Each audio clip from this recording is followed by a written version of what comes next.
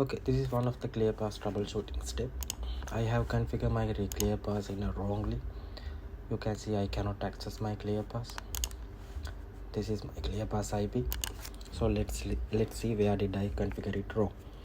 First, let's logging into the ClearPass appliance by using the CLI username and password.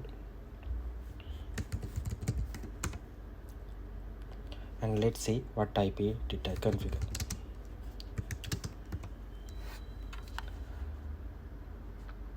Okay, I configure the gateway IP as wrong, so we need to change the gateway IP. So let's change the IP address. To do that one,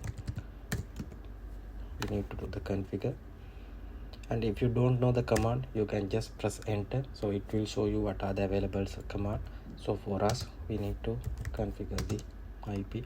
Again, if you don't know the command, you can enter, then you can see what is the available commands. So we will go to configure now, configure IP.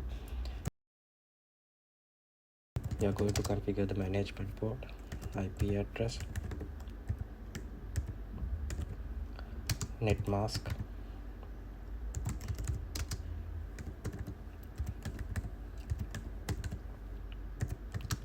and gateway.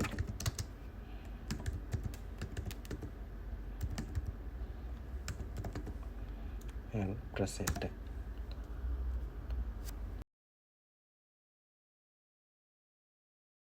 It is asking to confirm the configuration to save, so I press yes. And now you can see the services are getting restarted. After the service restarting complete, you can access the ClearPass appliance by using the IP address which we configured now.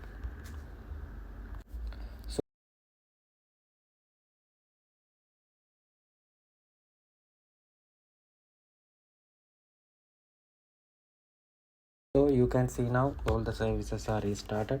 Let's try to access our ClearPass from the IP. Now you can see our ClearPass appliance is reachable. So thank you for watching this video.